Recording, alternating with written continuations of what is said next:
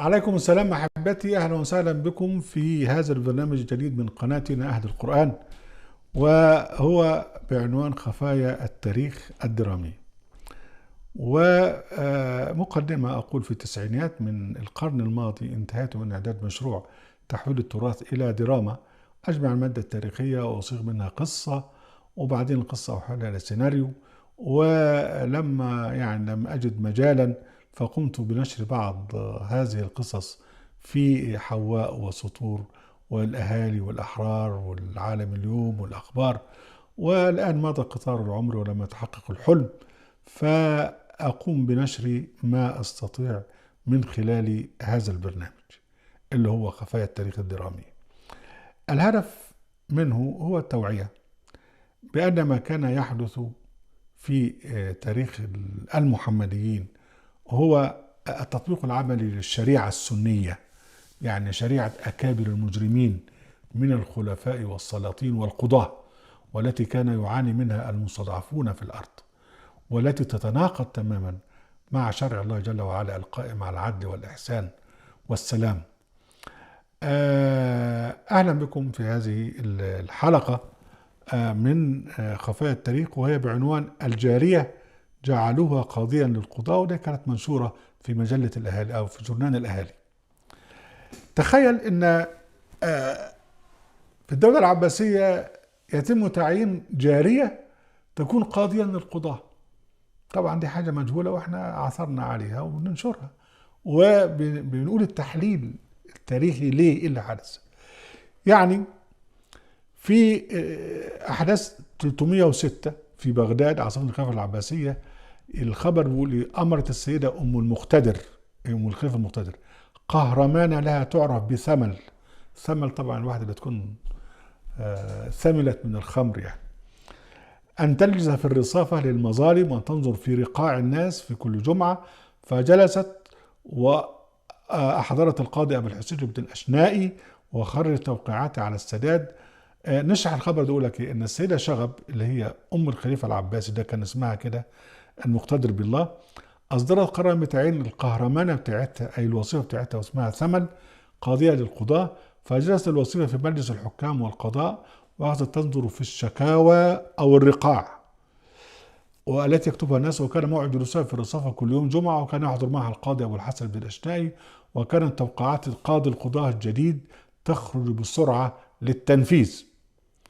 ده ورد في تاريخ ابن الجوزي في هذا العام. الخبر ده برضو نقله السيوطي في كتابه تاريخ الخلفاء، ويقول وفيها صار الأمر والنهي لحرم الخليفة ولنسائه لركاكته، يعني بسبب ركاكة وخيبة الخليفة المقتدر. وآل الأمر إلى أن أمرت أم المقتدر بثمل القهرمان أن تجلس للمظالم وتنظر في رقاع الناس في شكاوى الناس كل يوم جمعة. فكانت تجلس وتحضر القضاة والأعيان وتبرز التوقيع عليها وعليها خطها. التوقيع يعني بتكتب يعني زي ختم نسر يعني. المستفاد من النصوص التاريخية سابقا أن الخلافة العباسية قد ارتضت أن تقوم جارية بمنصب قاضي القضاة، وفقهاء الشرع العباسي لم يروا في ذلك بأسا، ولم يرتفع صوت أحدهم بالإنكار وهو يجلس تحت قيادة الجارية ثمل قاضي القضاة الجديد، وما في اسمها من ثمل ده من معاني لا تتفق وجلال القضاء واحترامه. خلي بالك في العصر ده عاش البخاري ومسلم وكل الناس اللي هم انتم بتقدسوهم ايها المحمديون، مفيش حد منهم وقف وقال لك ايه ده وعيب وما يصحش، لا. احنا بقى هنقوم ايه بقى، نقوم بتحليل ايه اللي حدث، يعني ايه الذي اوصل الامور الى هذا، لان تفاصيل هذا الخبر تجعلنا نغوص في الجذور. هنبدا بقى بالخليفه المعتضد. الخليفه المعتضد اللي هو والد الخليفه المقتدر، اللي هي ام شغب، اللي هي عينت كانت شغب هي مسيطره على ابنها، واللي هي عينت الست ثمل قاضيه للقضاء. فنبدا بالخليفه المعتضد اللي هو ابو المقتدر. ده كان بقى راجل ذواق للنساء، ومات متاثرا بافراطه الجنسي، وكان ماشي كده فشاف من ضمن الجواري بنت نحيفة كده ذهبية اللون، فليها ورفيعة كده يعني، فليها مختلفة بقى عن أطنان اللحم الأبيض المتوسط اللي عنده، وقصره مليء بيهم يعني. فاسمها ايه؟ قالوا اسمها ناعم، وانها جارية تملكها ام القاسم بنت محمد. فابعتوا لام القاسم، جت ست ام القاسم، قال انا عايز اشتريها منك. قالت له خلاص يا مولانا يا خليفنا خدها. فاشتراها من المعتضد وبات معها ليلة واحدة يا مؤمن. وبعد ان عرفها بقى وكده يعني هجرها. ما هو راجل يعني مزاجه بقى. وانشغل عنها بباقي الحسنوات. طبعا هو كان يعني ليها مختلفة شوية، فقال لك نشوف ايه النوع ده.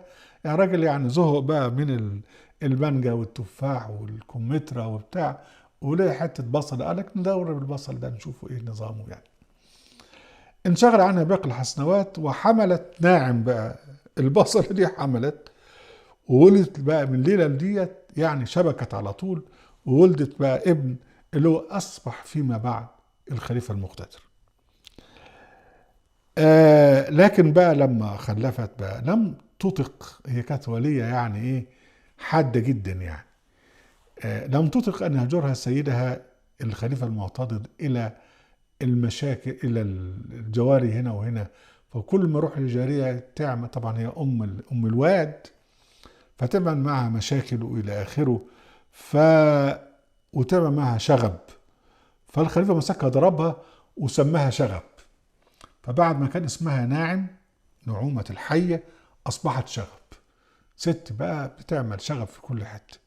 ويعني التصق بها لقب شغب ده لغاية لما ماتت بيه. وبعدين ألزمها إنها تعيش بقى في بيت داخل القصر، وتخلي بالها من ابنها اللي هو فيما بعد أصبح المقتدر، واللي ارتبط بها جدا لأنه ما يعرفش غيرها. في السجن ده بقى كانت لها صاحبة صديقة اللي هي الجارية ثمل، وكانت بتزورها وتنقل لها الأخبار، وتقول بتقول مش حصل كذا وحصل. وكانت أهم خبر عنها الخليفة المعتضد ماشي مع مين الأيام دي. فعرفت إن الخليفة المعتضد آه عايش مع واحدة جديدة من الجواري اسمها فتنة. وبعدين فتنة ديت حملت، ولما حملت بقى يعني ازداد المعتضد حبا لها، مش هجرها زي ما حصل مع الست شغب. فازدادت شغب حقدا على الست فتنة. وبعدين ثمل جابتها بخبر اخر ويقول ان فتنة قد ولدت للمعتضد ابنا اخر سماه محمد، اللي هو فيما بعد تولى الخلافة باسم القاهر، الخليفة القاهر. والمعتضد طار به فرحا. فست شغب بقى زادت حقدا على حقد، وعلى الجارية وعلى ابنها محمد. و بعد كده ده حصل حادثة ان الخليفة المعتضد كان ماشي فلاقي ابنه المقتدر اللي هو فيما بعد صار المقتدر، يعني هو عيل صغير كده جامع العيال الصغيرين اللي زيه وعمال بيوكلهم. فثار عليه ثورة عنيفة جدا ان ازاي ينزل من مكانه كابن الخليفة ويقعد مع اولاد الخدامين والبوابين والكلام ده. ف المهم ان ده زاد من حقد شغب على ابو ابنها اللي هو الخليفة المعتضد. وكان حتى في رواية بتقول ان هو كان على وشك انه يقتل ابنه لولا ان شغب قعد يعني تستعطفه الى اخره. المهم في غمرة الحقد عملت مؤامرة شغب مع صديقتها ثمل على التخلص من فتنة. وماتت فتنة سريعا وتركت ابنها الرضيع اللي هو اسمه اللي فيما بعد أصبح اسمه القاهر. ومرت الجريمة بهدوء محدش عرف. لكن احنا بنفهم ان البنت دي ماتت مش طبيعي يعني. بعد كده الست ثمل الجارية ثم جاءت صديقتها شغب وقالت لها نبأ جديد.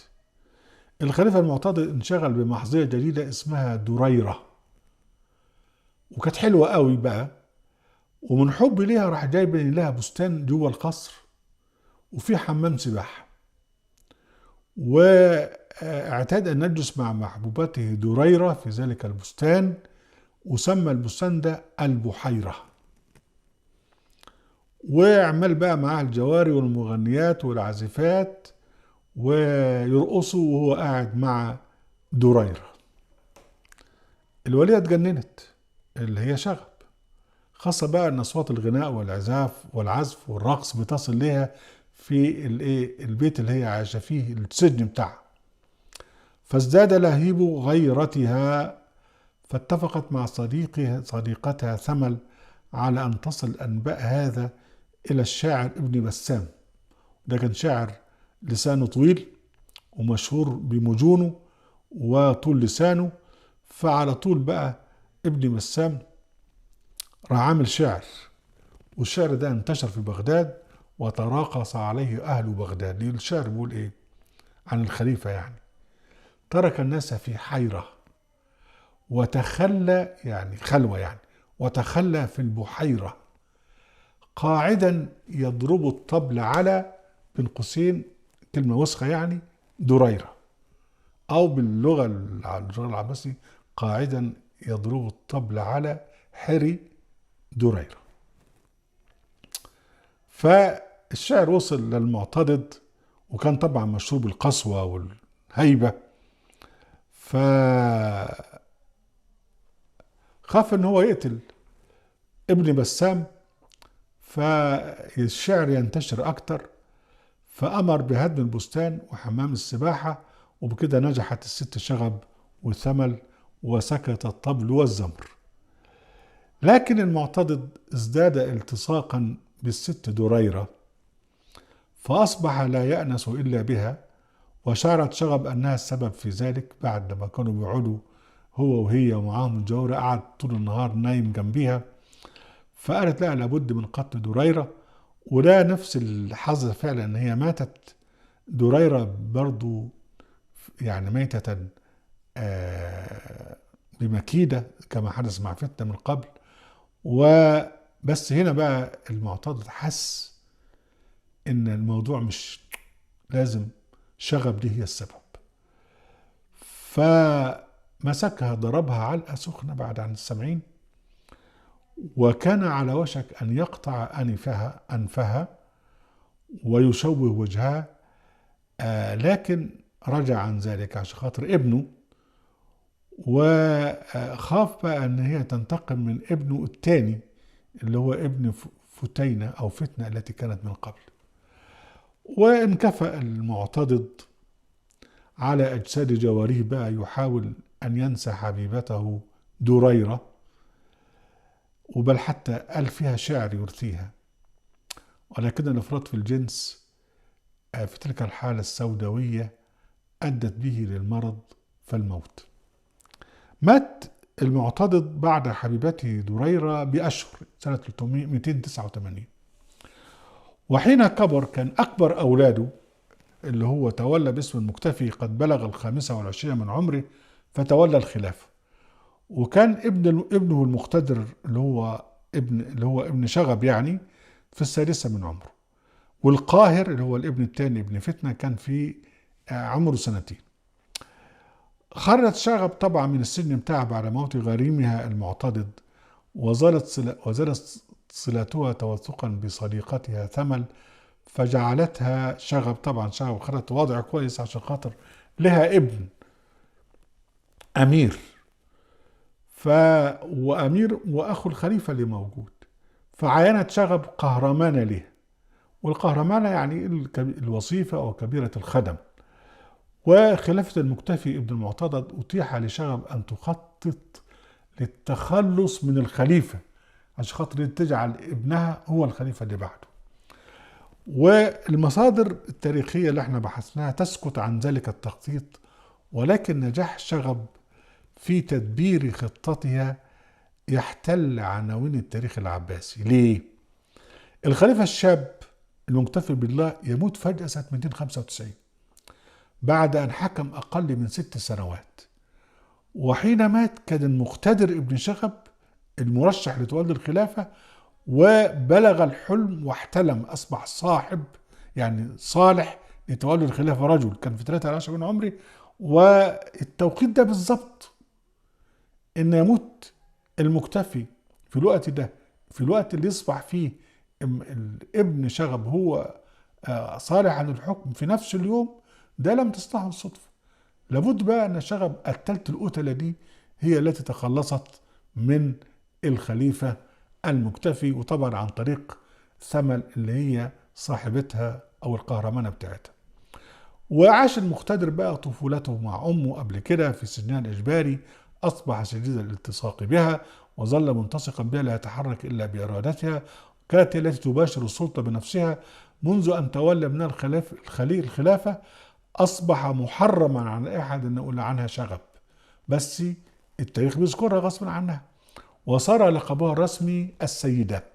وحكمت شغب دي الدولة العباسية 25 سنة إلى مقتل ابنها المقتدر سنة 320. لما أدارت شغب أمور الدولة العباسية في خلافة ابنها المقتدر لم تنسى الانتقام من أعدائها، فكثر عزل الوزراء وتوليهم ومصادرة أموالهم. وفي داخل القصر أمر شغب سنة 299 بعزل فاطمة قهرمانة القصر العباسي ومصادرة أموالها، ووجدوها غريقة في الفرات ولم يعرفوا الجاني، وطبعا انتم عارفين هو مين. وفي المقابل فإن ثمل صديقة الأيام السوداء أصبح لها شأن عظيم، حتى كانت تولي الوزراء وتعزلهم ويخشاها الجميع، لأن الطريق إلى السيدة اللي هي أم المقتدر أو شغب سابقا يمر عبر ثمل الجارية بتاعتها أو القهرمانة بتاعتها.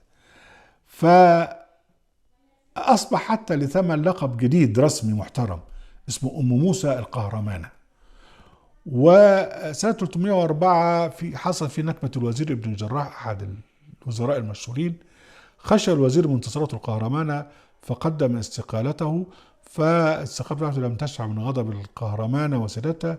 فالسيدة شغب أو أم المقتدر قررت مصادرة أتباع الوزير، وراح الوزير بقى وقعد يتمرغ على أقدام الخليفة المقتدر لغاية لما أنقذ حياته وأمواله. وبعدين في هذه الظروف بقى الست شغب أو أم المقتدر أصدرت قرار بأن القهرمانة بتاعتها ثمن تصبح قاضية للقضاء. ده بقى يعني بنقول الكلام ده للجماعة اللي هم الحالمين بالخلافة واللي بيدوروا على السلف الصالح أو السلف الصالح. القضاة كانوا موجودين، وعلماء الحديث الكبار المقدسين كانوا موجودين، وكان الظلم فاشي إلى آخره. نحن نقول هذا للتوعية، ونذكركم أحبتي بأننا نواجه التعتيم والمطاردة. نرجوكم المشاركة بشير ولايك. وعليكم السلام. عليكم السلام أحبتي، أهلا وسهلا بكم في هذا البرنامج الجديد من قناتنا أهل القرآن، وهو بعنوان خفايا التاريخ الدرامي. ومقدمة أقول في التسعينيات من القرن الماضي انتهيت من إعداد مشروع تحويل التراث إلى دراما، أجمع المادة التاريخية وأصيغ منها قصة